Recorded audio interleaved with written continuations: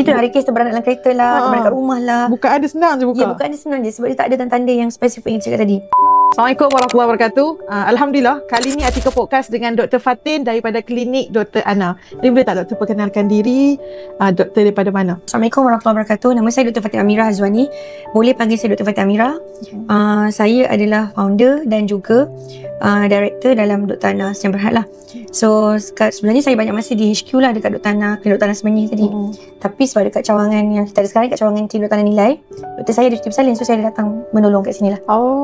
Okey. So untuk background, saya doktor perubatan yang telah kata servis saya dah lebih daripada 10 tahun dah dalam bidang perubatan ni. So sebelum ni bekerja dekat hospital government, lepas tu dah keluar, now buat bisnes Dr. Ana lah. Doktor, kepakaran doktor mau kepada ONC ke ataupun GP? Saya general practitioner, tapi klinik Dr. Ana ni kita banyak buat sub-interest punya services macam kita tengok obstetric and gynecology, kita tengok dermatology and aesthetic, kita ada juga tengok general cases lah. Okey, boleh tak doktor share dengan Atika kan, terutamanya followers Atika yang first time pregnant, dia tak tahu apa sebenarnya tanda-tanda bersalin awal tu. Okey, so macam dari sudut perubatan, bila kita bercakap tentang tanda-tanda, kita kata ibu-ibu tu dia mula ada rasa benda-benda ni sebagai, kita kata oh ini dah tanda-tanda nak bersalin. Okay, kita pun as a doktor kita akan bagi tahu benda yang sama bila setiap kali kita follow up patient monthly kat klinik Dr. Ana lah. So antaranya adalah dia akan rasa contraction pain. Tapi contraction pain ni kadang-kadang subjektif. Dia akan rasa confused, betul ke ni sakit perut contraction pain kan? Nanti kita akan tengok, saya akan explain detail lah benda tu. And then yang seterusnya ada air pecah, kita pecah air tuban. Tiba-tiba dia rasa macam brow basah lah, tiba-tiba je dia ibu tu tak kencing, dia tak rasa nak terkencing pun, tiba-tiba dia rasa basah. So kalau dia rasa basah banyak, apa yang kita as a doktor pesan dekat patient ni, dia kena ambil dan tengok warna air tu. Kalau air kencing, warna dia warna kuning. Kalau air ketuban, warna dia agak jernih. Dan bau pun tak sama. Kalau air kencing, bau hancing lah. Kalau air ketuban, dia tak ada bau. Okey, yang seterusnya dia ada rasa, dia ada tanda-tanda turun darah lah. Kita panggil dalam medical ni, kita panggil show.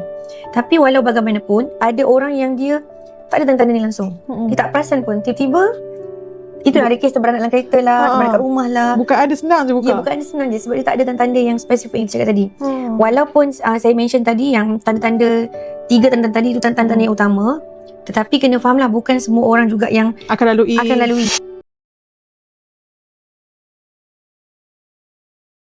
Antara kontraksi yang betul dengan kontraksi yang tak betul. Kontraksi yang tak betul tu kita kenali juga sebagai Braxton Hicks. Dia ada perbezaan dia, di mana kalau Braxton Hicks ni dia berlaku lebih awal, tapi kalau kontraksi yang sebenar dia berlaku lebih lewat. Maksudnya 37 minggu ke atas baru dia mula-mula akan rasa contraction pain yang sebenar lah. So dari sudut perbezaan durasi, kita kata masa, kalau Braxton Hicks usually dia tak sustain, dia akan less than 30 second. Kalau kontraksi yang sebenar, dia akan pergi in between 30 to 60 second. Okay. And then bila ibu tu rest, duduk dalam keadaan dia bertenang, dia rehat, Braxton Hicks tu akan hilang.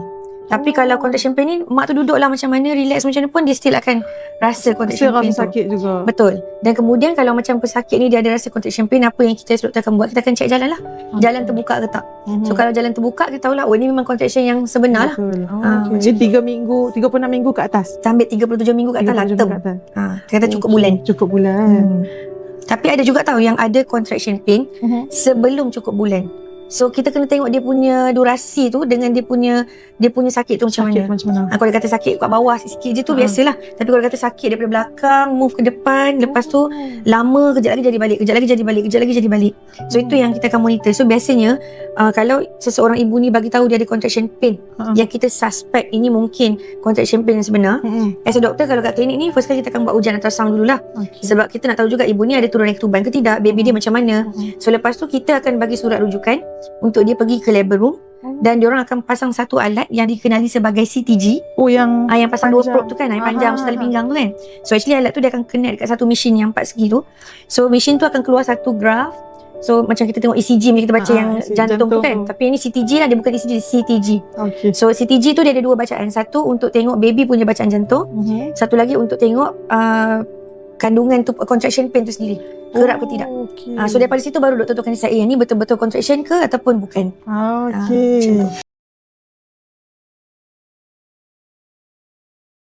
tu. Dia macam ikan. Faham tak? Maksudnya macam ikan dalam aquarium ada air. baby dalam perut ibu dia tak bernafas menggunakan paru-paru dia sepenuhnya lagi, belum. Dia bukan macam kita sekarang lah bernafas guna udara, tak. Dia bernafas semua tu makanan ke apa ke melalui tali pusat dia. So kalau tiba-tiba air tu tak ada langsung, baby tu boleh meninggal dalam perut ibu.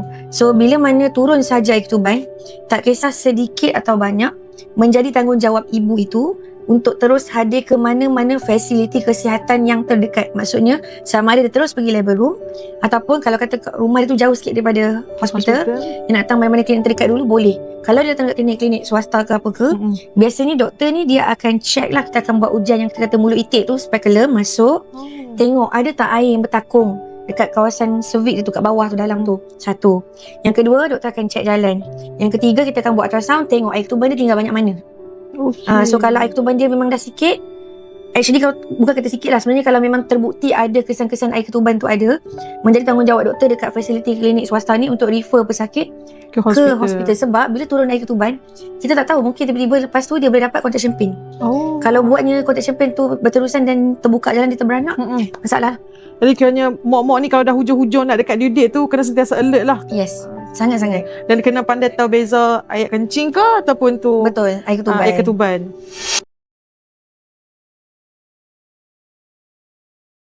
Prosedur dalam labor room ni, daripada first sampailah baby tu selamat bersalin ataupun dilahirkan, apa dia punya prosedur tu, doktor? Okey, macam ni. So bila seseorang tu, ibu, dia ada tanda-tanda nak bersalin kan, daripada tanda tadi, ataupun dia tak ada tanda-tanda pun tapi dia kena serah diri. Kan ada kes yang berbeza kan. Contohnya ibu yang GDM tapi dia dah diberitahu okey kena datang masa 38 minggu, ataupun ibu yang anak dia sonsang memang plan nak caesar, dia tak ada sekian-sekian.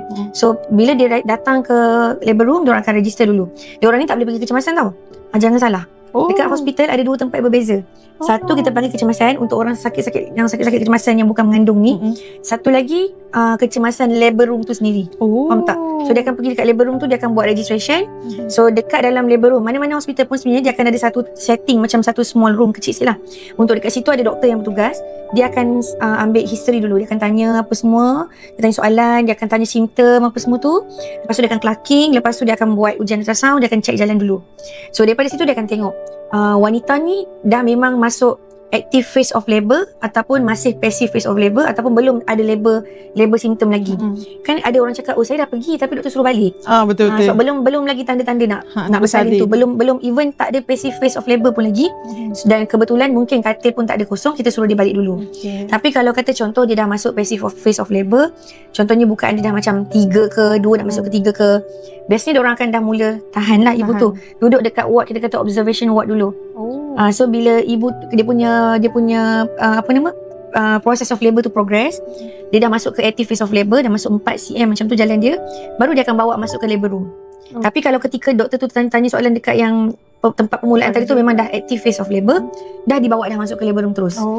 So ketika dia berada dalam labor room tu lah doktor akan pasang CTG, doktor akan tengok baby punya jantung secara berterusan, contraction pain dia secara berterusan, and then misi akan tolong, akan set line, masukkan drip, and then setting line semualah. Lepas tu akan ambil tekanan darah, cek suhu semua tu, dan basically get ready untuk preparation untuk bersalin.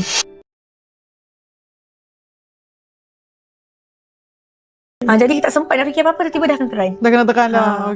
Antara 4 cm ke 10 cm sebelum dia nak menekan tu, waktu tu okey lagi ke kalau kita nak buat macam jalan itik ke ataupun exercise yang ball tu ke? Kalau nak kata exercise tu macam agak mustahil lah. Yang apa tak pernah saya lupa lagi lah orang. Kalau kat dalam Malaysia lah, mungkin kalau kat overseas mungkin dah lakut. Tapi kalau kat dalam Malaysia biasanya tak ada lah. Buat dah tu.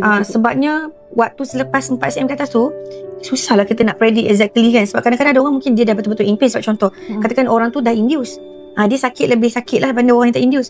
Tapi kalau orang yang tak induce pula, mungkin 4 cm ke 10 cm tu tak lama. Faham tak? Tapi ada orang sekejap je, memang tak lama lah. Tak sampai setengah jam pun saya pernah jumpa kes macam tu, dan saya pun pernah mengalami situasi tu. Jadi kita tak sempat nak fikir apa-apa, tiba-tiba dah akan terai. Dah kena tekan dah. Okey.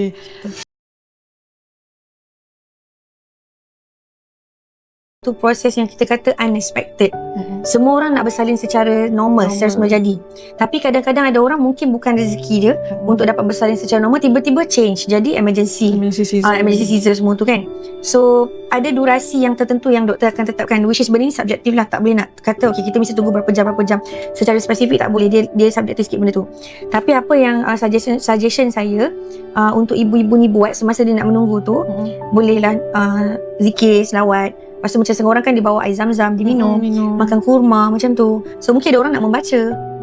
So dia bukan menghabiskan masa dia tu untuk melayan sakit dia sangatlah. Tapi kadang-kadang sakit tu memang kita tak boleh nak predict, memang sangat-sangat sakit. So itu yang ada orang dapat epidural dan lain-lain lagi yang orang kata cheat code lah benda lah kan. Macam tu. Tapi benda tu bergantung kepada situasi. Contoh saya masa anak pertama saya nak bersalin sebab memang induce, sebab tak ada tanda-tanda nak bersalin langsung. Jadi tak sempat nak epidural pun. Proses kelahiran tu berlaku dengan sangat cepat. Selalunya kita tahu lepas kita induce usually ambil masa dalam 8 ke 12 jam juga. Selalunya yalah, selalunya sebab anak sulung jalan tu bukan buka terus mengejut macam tu. Tapi dalam kes itu 2 jam je dah terbuka. Dah terbuka sampai 10 cm. So tak sempat pun nak minta epidural, tapi sakit lah. Macam tu. Tapi kalau 2 jam kita masih ada tenaga lagi lah. Kalau dah 8 jam 10 jam tu rasanya macam dah tak ada tenaga lah. Ada setengah ibu kalau mungkin dalam masa 8 ke 10 jam tu kalau dia tak ada tanda-tanda kesakitan yang maksudnya dia bearable, mungkin dia tidur. Jadi dia still simpan tenaga dia untuk tekan nanti. Betul.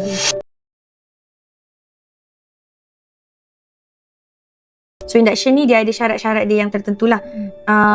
Saya boleh bagi sedikit contoh lah. Okay, contoh katakanlah ibu tu ada gestational diabetes mellitus GDM, and then dia on ubat. So kita tak boleh nak bagi dia bersalin tunggu sampai 40 minggu sebab dia dah on ubat. Sebab kita tak nak baby tu dia terlalu besar.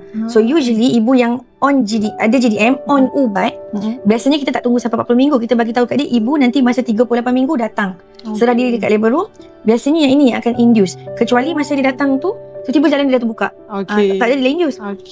Ataupun kalau kata macam contoh, ibu ni dia sihat walafiat, tak ada apa-apa masalah.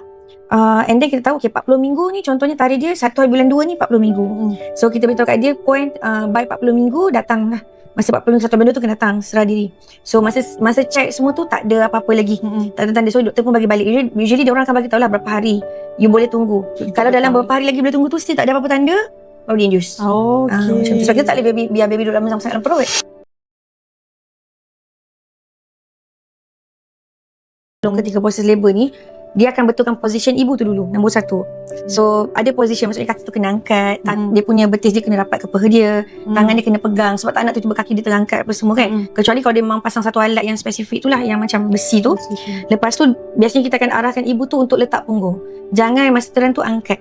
Sebab kalau tak dia akan induce terkoyak lah. Nanti lagi koyak banyak, nak jahit pun dah masalah juga kat situ kan. Ni kalau untuk orang yang proses kelahiran secara normal lah.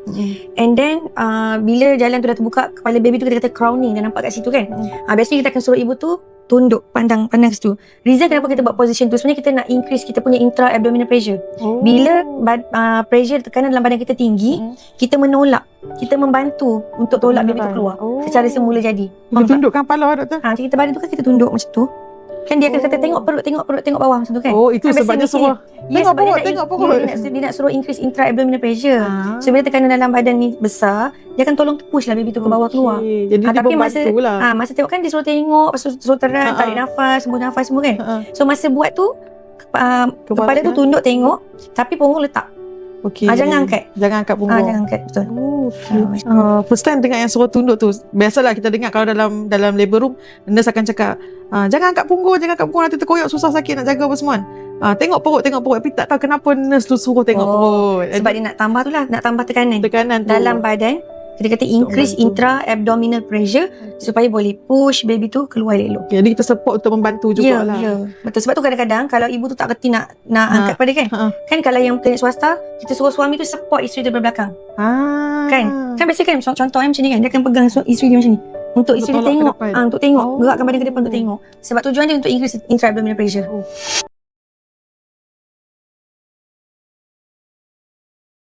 Dia bukan macam bukan.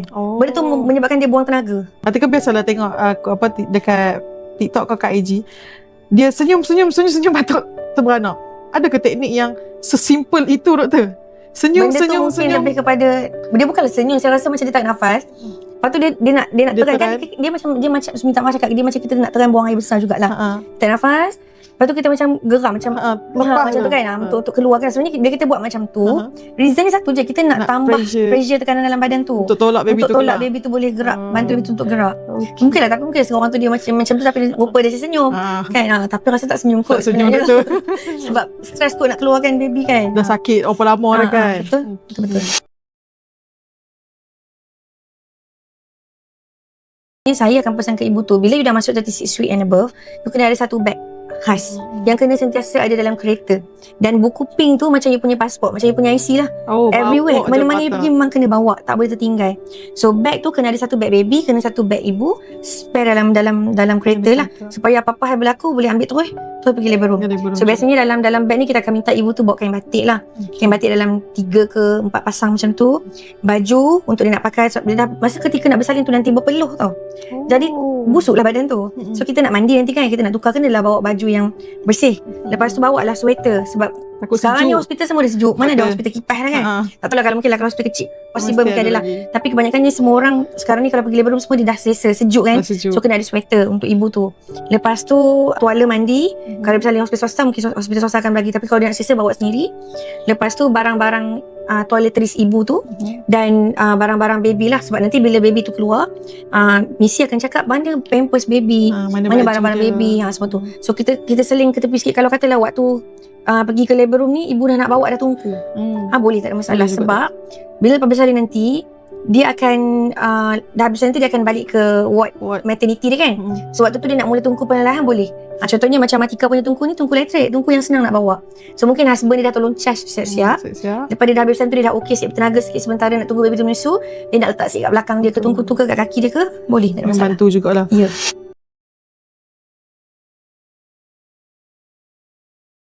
Dia bukan sebab maksudnya bukan sebab seizure ibu tu terketar, tak. Biasanya dia disebabkan dia dehydrated. Dia mungkin tak minum air banyak. Lepas tu dia dah keluar kan, bila proses kelahiran tu darah pun keluar kan. So sedikit kita kata dehydrated, ibu tu boleh terketar lah. Sakit tu sama pun boleh menyebabkan terketar juga. Jadi ada ke benda yang kita boleh buat untuk bantu kurangkan? Kadang-kadang macam sejuk sangat sebab kita ketat-ketat, tak boleh nak kontrol. Tu yang tadi kena ada sweater, kena selimut, apa semua mesti lah. Lepas tu stocking mungkin kena ada lah. Tips dia janganlah dah hujung-hujung nak bersalin ataupun nak sampai due date baru you all prepare. Betul. Waktu tu badan perut dah besar, kaki dah bengkak, dia tak larat dah nak pergi shopping. Betul. Jadi tolonglah prepare awal-awal. Siap-siap ada beg ibu apa, beg mak apa, masuk tungku, masuk stocking, masuk sweater, siap-siap. Jadi anything happen, tiba-tiba last minute, tiba-tiba ayat ketuban pecah ke apa tengah wakil tidur, bawa je benda tu. Jadi taklah last minute kita prepare benda-benda tu. Lebih mudah sikit kita nak kupaskan lah. Okay, biasanya bila ibu ni bersalin normal, kalau anak sulung, kebanyakannya akan ada luka yang kita kata episiotomi, yang dia tolong misi akan ataupun doktor tolong gunting lah, sebab tujuannya untuk buka sikit jalan supaya kepala baby tu boleh keluar dengan elok lah dengan bahu dia. So lepas tu of course lah kita akan jahit balik. So biasanya orang akan jaga luka tu, saya tak nak luka tu kita kata terbuka, nak kena jahit balik, tak nak ada infection semua tu. Tapi kita bukan nak jaga badan kita kat situ saja, kita kena jaga the whole body lah. Sebab lepas bersalin apa kita akan buat? Kita akan menyusu badan. Betul. So bila kita menyusu badan, kita akan guna banyak tenaga. Kita perlukan tenaga dan perlukan badan yang sihat untuk hasilkan susu yang banyak. Sebab kalau kita fokus, okay, aku nak jaga badan sebab aku nak kurus balik, tak jadi juga. Faham tak? So dia kena jaga the whole body. Sebab you nak pantang dalam masa 44 hari kan. So dalam masa 44 hari tu kena jaga betul-betul lah. Sebab kalau tak, proses nak turunkan berat badan pun susah. Lepas tu tiba-tiba jadi bengkak susu, demam. Itu belum tambah lagi stres sebab baru nak ada adjustment, nak ada baby, nak menyusu baby lagi apa semua. So dia kena jaga keseluruhan. Dan ibu tu sendiri badan dia kena bersih, kena sihat. Bila dia ada body yang sihat, mindset dia akan tenang, dia akan lebih fokus untuk buat benda-benda lain.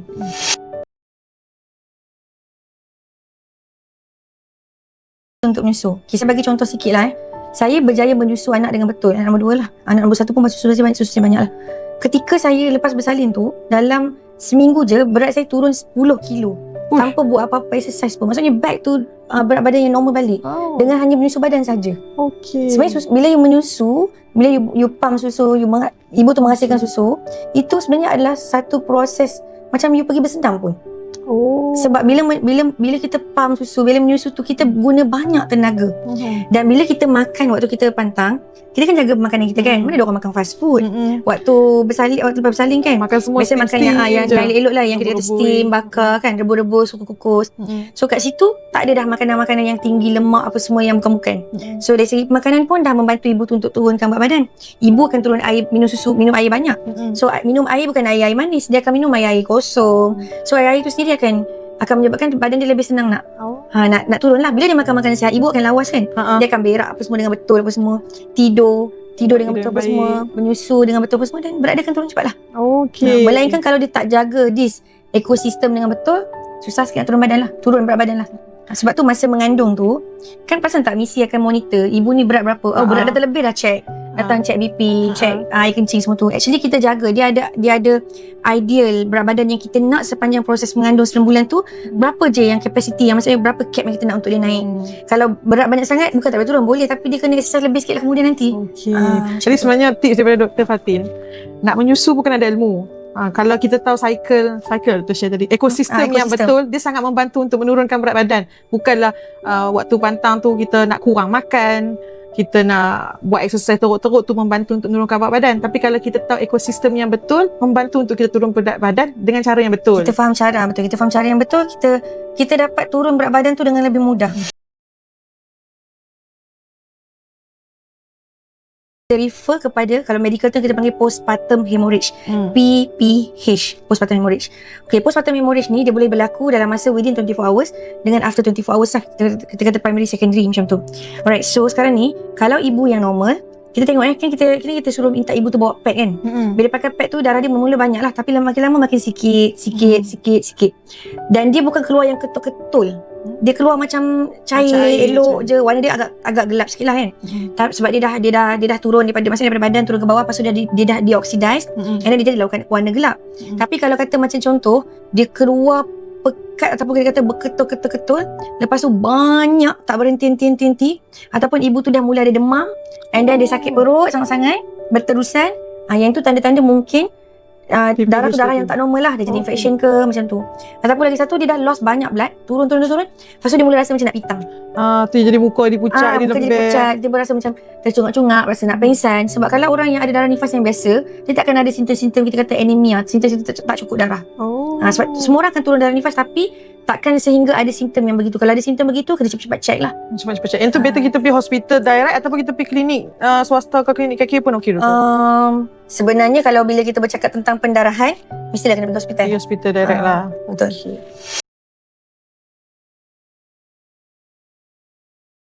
Monday blues ni. Pernah. Monday blues tu bila orang masuk kerja lama hari Isnin. Alamak. Tak best dia kan. Itulah. So, tapi Monday blues tu adakah penyakit? Tak.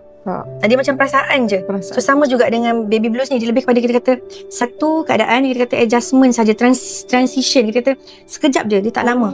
So kalau baby blues ni, maksudnya macam contoh, bayangkan kita bercakap tentang ibu yang first time dapat baby lah.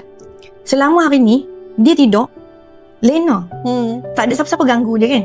Tiba-tiba ada suara kecil yang berbunyi kat sebelah dia, yang menangis panjang masa 2 jam sekali. Dia punya tidur terganggu. So mak tu akan macam, sakitnya kepala aku ni kan. Saya pun pernah mengalami baby blues juga kan. Kenapalah tiba-tiba ada suara yang macam macam mimpi pula. Tiba-tiba betul ke tak betul ni? Betul ke benda ni kan. Tapi usually less than a week dia akan okay. Maksudnya minggu kita kata adjustment lah. Macam orang pergi sekolah asrama penuh ataupun orang masuk universiti, permulaan tak kenal siapa-siapa kan. So dia pun macam tak kenal tempat ni apa semua, dia nak kena sesuai kenal. Sama juga dengan ibu dengan baby tu. Tapi dia ada connection lah, sebab dia baby ni lah yang dia bawa dalam kandungan dia kan. Cumanya permulaan tu dia akan ada rasa tak selesa. Tapi lama-lama bila ada orang support dia apa semua, dia akan faham dengan sendirinya. Ni anak aku kena jaga dia, aku tak boleh abaikan dia. Kalau dia menangis aku kena tengok, mungkin dia lapar, mungkin dia tak selesa apa semua. And then dia boleh bangun sendiri bila baby tu teriak ke apa ke, dia bangun, dia entertain lah baby tu maksudnya. Tapi kalau postpartum depression ni, itu dah jatuh penyakit. Macam kita kata orang yang ada major depression disorder, MDD. Kan biasanya orang, kalau kita ambil contoh orang yang kita cakap tentang orang yang tak mengandung lah, pergi kerja kena marah dengan bos. Lepas tu dia kata, stres lah aku hari ni. depressed lah rasa. Tapi esok pergi kerja lagi, buat kerja macam biasa kan. Lepas tu siap je kerja macam biasa. Okay, bos ni dah siap dah kerja kan. Tapi kalau orang yang depression macam mana? Tak mau pergi kerja, elakkan diri daripada pergi kerja. Kalau dia tak mau jumpa bos kalau tu, tak mau jumpa dah. Lepas tu buat benda yang bukan-bukan yang lain-lain. Sama juga macam postpartum depression ni. Itu yang kita dengar macam tiba-tiba baby tu mati, mak tu buat benda yang tak baik dekat baby tu. Tapi bukanlah dengan sengaja. Sebab dia ada postpartum depression. dia tak boleh control benda tu kan. Dia lakukan dalam benda tu dalam keadaan dia tak sedar pun sebenarnya. Bukan, dan dia tak minta pun benda tu. Kita ada paternity leave 7 hari kan. So waktu tu waktu yang important. Bukan sekadar untuk uruskan pendaftaran anak saja, tapi sebenarnya waktu tu lah waktu untuk suami dan isteri tu ada masa untuk adapt lah dengan situasi tu. So suami dia pun tolong. Tu yang kan sekarang kat TikTok popular kan. POV yang masa suami tu hari yang proses nak bersalin tu seronok. Tiba-tiba 7 hari lepas tu Muka lain dah. muka suami tu sendiri kan. Macam tu lah. Itulah realiti situasi untuk minggu pertama jadi ibu ayah. Betul. Kita boleh control ke benda tu, doktor? Macam baby Maksudnya blues daripada baby blues tak mau jadi postpartum tak mau jadi depression. postpartum sampai berlarutan. Kalau wanita tu susah sikit lah nak cakap sebab kita tak expect siapa yang nak jadi. Tapi sebenarnya dia punya orang sekeliling tu yang mainkan peranan. Contohlah kalau dia ni nak pantang seorang-seorang, panggil CL je lah kan. And then dia kuat, tak apalah. Tapi kalau dia tak biasa, dia perlukan bantuan, dia kena ada orang yang teman dengan dia ataupun family dia ke yang teman dia, mak mentua dia ke mak dia ke, ada orang-orang yang berada di sekeliling ni yang memainkan peranan penting. Jangan sebut apa-apa kataan ataupun trigger benda-benda yang lagi streskan ibu. Faham tak? Contoh as simple as katakan ibu pertama ni tak biasa nak menyusu badan lagi kan. Selagi lalu yang kata yang ada kesalahan, kenyang ke anak tu? Susu tu ada ke? Susu tu cukup ke? Mak tu akan jadi anxious. Sebab dia akan rasa macam sebab aku ke tak berjaya menyusu dengan betul? Aku ni ke yang gagal menyusu, tak susu banyak, lepas tu anak aku ni asyik menangis? Faham tak? Sebab dia rasa macam disalahkan diri benda je. tu je. Tapi kita pun bila jadi ibu yang bersalin janganlah terlalu sensitif sangat. Kalau kita dengar ada orang-orang yang berbunyi, cakap je alhamdulillah ada susu, anak saya kenyang je, okey biasalah nangis sikit, baby baru nak adapt. Kita pun kena pandai counter balik. Aku kata situasi-situasi selepas bersalin ni, apa expectation? Jangan tak baca. Kau tak baca, itu yang tak tahu. Bila tak tahu tu yang jadi macam serba tak kena. Jadi kena membaca. Kena baca. Okay, saya buat kesilapan masa anak pertama. Saya tak berjaya menyusu dengan betul. Anak saya ni confused, saya jadi EP mum. Anak kedua memang sampai overstimulate, sampai susu banyak, yang banyak gila. Pam saja boleh dapat 2 liter sehari. Pam je, tak termasuk yang dia menyusu direct. Yang anak kedua lah So pada waktu yang anak pertama tu, sebab tak cukup knowledge, tak membaca. Saya rasa aku doktor. Apabila aku tahu lah bila bersalin mesti susu kan ada. Yes, susu kan ada, tapi kita tak ready. Kita tak cari knowledge yang betul, pam susu yang betul. Kita tak fikir macam nak simpan susu daripada pam. Dah pam baru terfikir nak simpan macam mana, baru tergigih nak buka, baru nak baca apa semua kan. Tak boleh lah. Kalau boleh, masa yang you ada 9 bulan yang panjang tu, gunakanlah masa tu dengan betul, waktu rest, waktu cuti tu. Buka-buka lah sikit Google ke, ChatGPT ke apa ke, cari sikit knowledge, study, buat nota. Nanti bila ni senang nak ingat. Macam tu. Sebab anak kedua saya buat macam tu, saya buat nota. Jadi sebab tu proses tu lebih lebih smooth. Anak kedua tu memang very well prepared. Kira sampai 2 tahun breastful. Susu tu. Masya Allah. Dan tak pernah ada breast engorgement, walaupun sekali tak pernah ada nipple crack, walaupun sekali anak dulu. Sebab Satu achievement. Satu achievement, bangga dengan achievement tu. Sebab kita faham dah. Rupanya ini je isu dia. Taktik dan teknik untuk dapat penyusuan yang betul. Banyak ibu denial.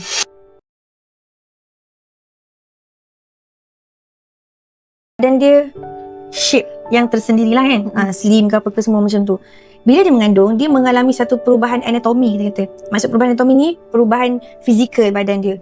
Bukan fizikal, bukan dalam je, dalaman je, tapi luaran, termasuk tulang belakang dia, apa semua, isi dia, otot dia, semua akan ada perubahan. Termasuklah perasaan sekali. Kan dia sensitif kan bila mengandung kan. So bila dah habis bersalin, takkanlah badan tu terus nak shrink, mengecut macam tu je. Dia ambil masa juga. Daripada tulang belakang tadi yang ada perubahan, tulang belakang tu nak elok balik dalam keadaan yang betul pun ada proses-proses dia. Sebab itulah dia akan rasa sakit pinggang, sakit itu, sakit ini. Cuba bayangkan 9 bulan. 9 bulan tu bersamaan dengan sebulan ada 30 hari. 9 kali 3 lebih kurang 270 hari. You dah adapt dengan situasi perubahan mengandung tu lah. Dah tidur yang sengit saja apa semua. Tiba-tiba dah tak ada dah perut yang bersatu, nak pusing balik apa semua. Dia jadi tak selesa lah. Badan tu akan ada adjustment. So akan ada lengah sana, lengah sini. Tiba-tiba nak jaga baby, tak cukup rehat. Itu pun contribute kepada badan yang rasa lengah. So itulah pentingnya waktu pantang tu kena jaga makan elok-elok, makan makanan yang berkhasiat. Lepas tu pastikan kita kata kita ada masa juga untuk kita ada me time kita rehat sendiri. Mandi-mandi yang elok kan, so mandi-mandi herba apa semua kan. Lepas tu tungku, semua tu lebih kepada proses nak healing badan tu.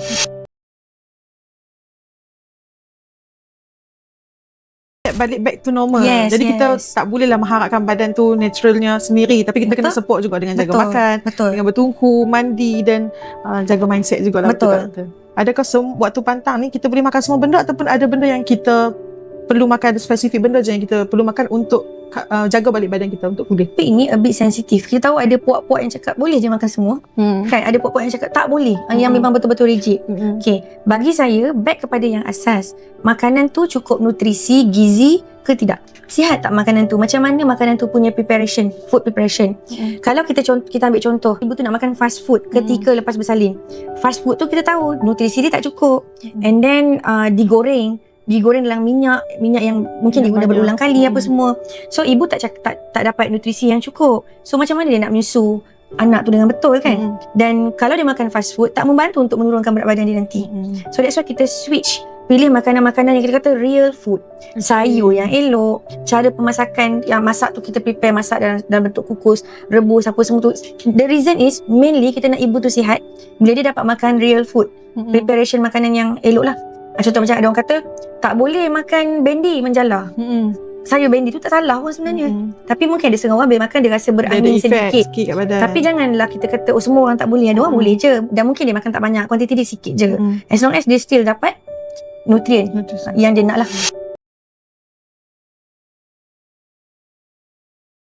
Sebab kalau kita nak rigid sangat, kata kat dia tak boleh, memang kena prepare original fresh from oven contoh kan.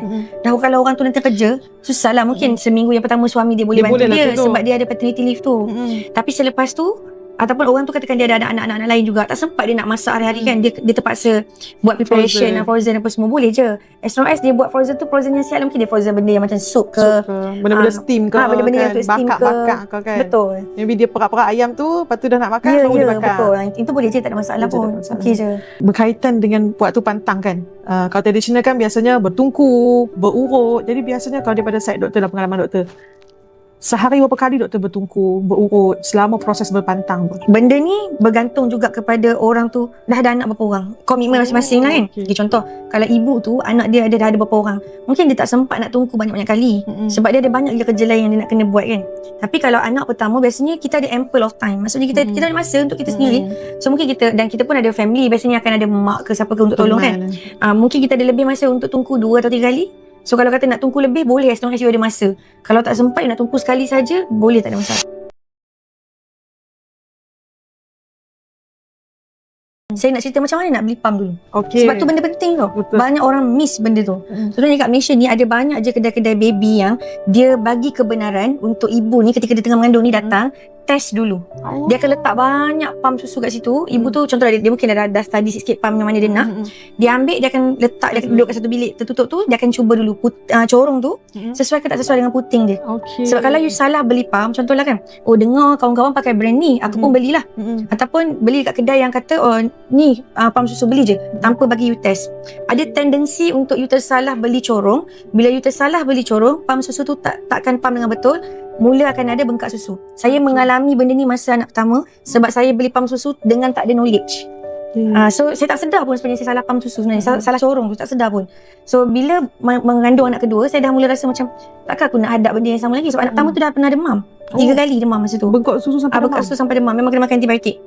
Okay, so bila mengandung anak kedua, takkan aku nak hadap benda yang sama lagi. So saya mula tanya kawan-kawan saya yang boleh menyusu dengan berjaya tu, saya tanya nak ada suggestion tak pump yang bagus. So salah seorang daripada kawan saya tu, dia bagi suggestion satu kedai ni, and then dia kata pergi dulu try test. So saya cuba, baru saya tahu ini brand yang rupanya selesa dengan aku. So bila saya balik, bila dah bersalin tu, bila try kan, kita sajalah try pump lama tu, memang rasa dia punya corong punya suction tu. Yes. So itu yang menyebabkan you akan dapat bengkak susu bila susu tu tak dikeluarkan dengan betul, disebabkan you salah corong tu saja. So bila dah bersalin anak kedua, okay, benda pertama sekali yang you kena buat untuk first kali bila baby tu dah keluar, kan BC akan ambil untuk bagi mandi baby tu semua kan. You kena start marmate breast tu. Banyak ibu terlepas benda ni. Dah beranak tak apa, rehat tidur. Dia tak marmate breast dia. Actually reason kenapa you nak marmate breast tu, sebabnya you nak mula bagi susu tu boleh Lancar flow keluar. dia cantik lah. Untuk dia mula keluar, dan susu mula-mula keluar bukan susu putih. Dia keluar kita kata colostrum. Dia keluar yang kuning-kuning dulu. So bila you dah marmit, dia macam you buat urutan sendirilah dekat breast. Tak payah tunggu makcik urut pun. You urut sendiri dulu. Perlahan-lahan nama dia kita panggil marmit. Nak tahu benda ni boleh buat kat YouTube ada je. Bersepah je video pasal marmit ni. So and then nanti dia bantu bila baby tu dah mula suckling kan, dia mengisap, you dah mula ada susu. And saya realise dalam masa hari ketiga susu saya dah banyak. Banyak sangat-sangat sampai macam melimpah-limpah yang banyak. So saya WhatsApp kawan saya ni, dia kata nak buat apa ni, macam mana? Masa tu saya baik dengan seorang staff nurse dekat hospital saya kerja dulu tu. Doktor, dah boleh pump dah sebenarnya. Lepas saya kata lah, tak apa ke pump ni, kalau pump ni kan nanti nak buat apa dengan susu yang awal-awal ni kan? Nanti jadi isu pula bengkak ke petak, sebab dah itu dah tanda dah. Tanda yang you memang dah mula kena pasal. Kalau tak pump, tak keluarkan susu tu, anak bukan nak menyusu sepanjang masa. Baby kan dia isap, lepas tu dia tidur kan. Tapi susu tu terhasil. Jadi you kena keluarkan dia lah, sebab kalau tak you tak empty the breast you akan bengkak.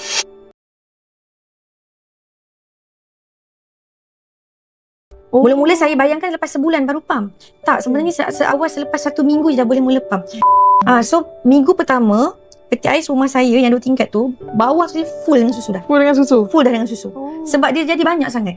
Tapi syukur Alhamdulillah masa tu rezeki dapat banyak kan. So simpan lah susu tu, label apa semua macam tu. So saya dah mula pump seawal 1 minggu. Mula-mula saya bayangkan lepas sebulan baru pump. Tak, sebenarnya seawal selepas 1 minggu je dah boleh mula pump. Depends on situation, you punya susu tu keluar banyak mana waktu tu.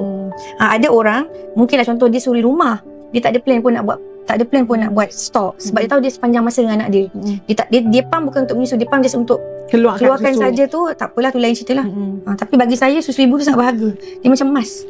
Dia ada antibody apa semua kan. Tu kena jaga lah, sayang tak nak buang saja. So bila saya ada banyak susu tu dulu, saya boleh bagi balik anak saya yang first, yang tak menyusu lama tu, dapat balik susu badan. Kita buat aiskrim, letak strawberry, letak Milo apa semua, jadikan dia aiskrim bagi anak yang first makan. Sebab terlalu banyak sampai tak tahu nak buat apa masa tu. Last kali ada anak susuan. Masya Allah. Masa anak yang kedua, anak pertama tak ada lah. Betapa banyaknya susu tu sampai ada anak susuan. Beli peti ais baru yang besar tu, yang tak daging tu. Bukan yang kecil, pasal itu yang panjang tu. Untuk susu penuh sampai tak tahu nak buat apa. Last kali kontak kawan, bagi susu kat dia. Dekat susu kat anak dia. Jarang dengar cerita macam ni. Tapi tak ada ambil apa-apa booster. 100% Makan macam biasa sahaja. Real food, mindset. That's it, tu je. Tips untuk banyakkan susu 2 benda je. 3 benda lah. Doktor share ilmu. Yang kedua mindset. Yang ketiga makan real food. Tapi kalau nak beli juga milk booster tu, belilah, tak ada masalah pun. Sebab tu nutrient, okey je. Tak salah pun.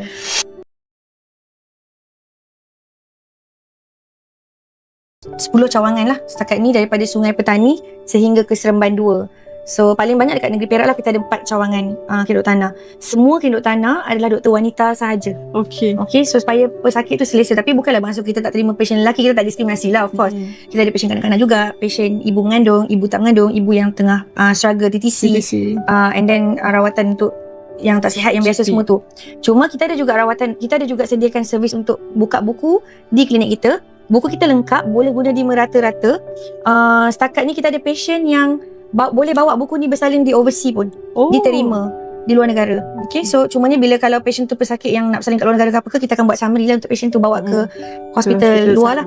So dalam ni lengkap, kita ada tulis maklumat-maklumat tentang ibu, termasuk ujian darah dia punya rekod-rekod dia sepanjang masa dia jumpa dengan kita lah. Jadi buku ni boleh digunakan untuk dia bersalin di hospital kerajaan ataupun hospital swasta juga. Tujuan kita buat, kita sediakan servis untuk buku pink untuk ibu mengandung ni, sebab kita faham kekangan di klinik kerajaan tu sendiri. Pasien diorang terlalu ramai. Satu. Yang kedua, kadang-kadang ada ibu ni yang dia bekerja, jadi dia tak sempat nak follow up di klinik kerajaan. Tapi bukan saya menggalakkan semua orang kena buka buku klinik saya saja, jangan salah faham. Maksud saya kat sini, kalau you mengandung kandungan yang tidak berisiko tinggi, you boleh datang buka buku dekat kita. Tapi kalau you memang seorang yang berisiko tinggi, of course kita akan nasihatkan ibu tu untuk buka buku di klinik kerajaan lah. Kalau dia buka buku klinik kerajaan, dia nak datang, kemudian nak datang follow up, nak datang macam check up sekejap kita terima je, tak ada masalah. Selain tu kita ada servis ultrasound, termasuklah ultrasound 2D, jantina, gender, anatomical screening, and then kita ada ultrasound untuk 5D, 3D, 4D, 5D, semua tu kita ada juga kat sini. Dan kita juga menyediakan servis untuk buat pemeriksaan selepas ibu tu bersalin. Dia nak datang check kuning ke, ataupun dia nak check luka dia ke, cucuk vaksin semua tu ada, boleh datang kat kita.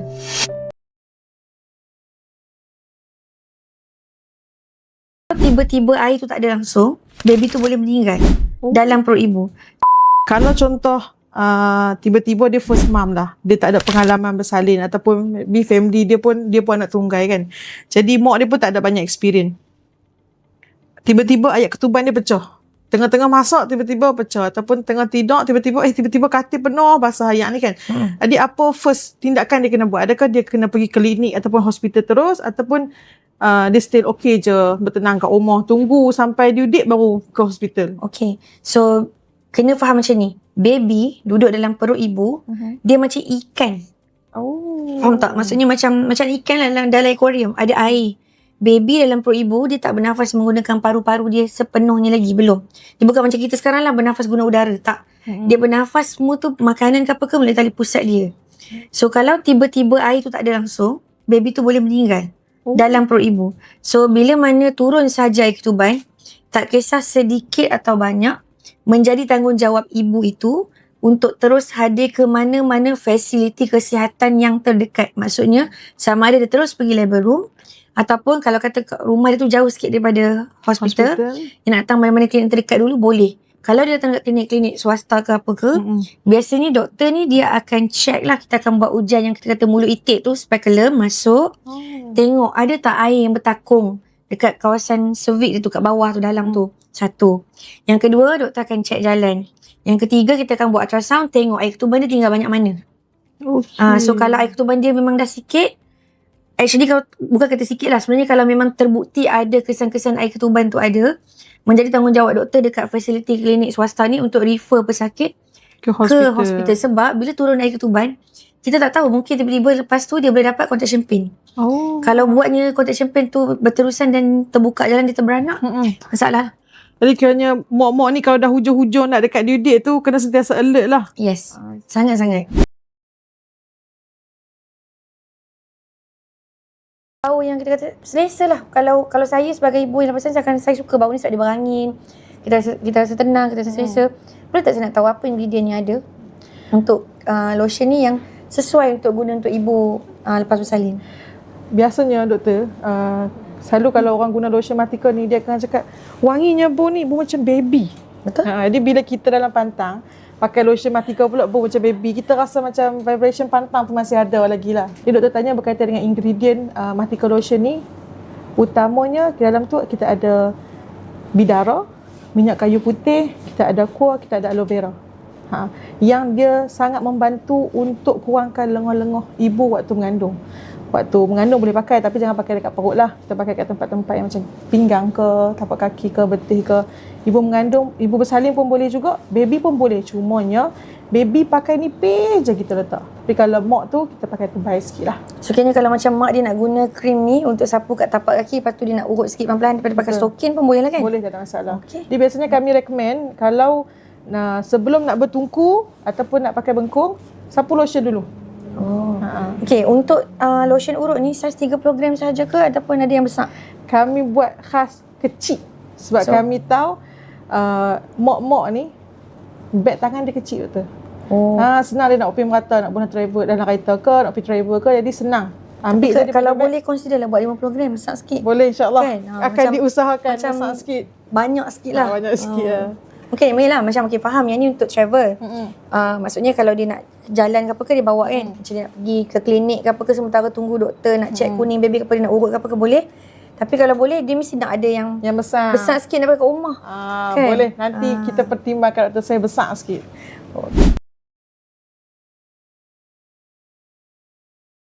Kalaulah kata seorang perempuan tu dia belum kahwin ataupun belum mengandung, boleh tak dia nak guna lotion urut tu dengan tungku? Okay. Atika personally pun tak kahwin lagi. Okay. Jadi Atika cuba jadikan rutin setiap bulan akan bertungku. Lagi-lagi waktu period lah.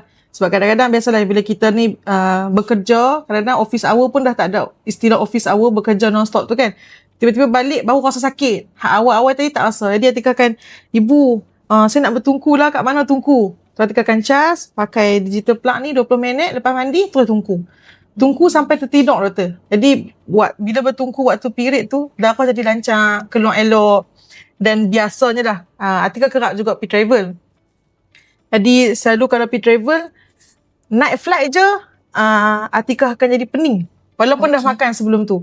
Jadi tiba-tiba rasa gas perut, rasa macam gastrik.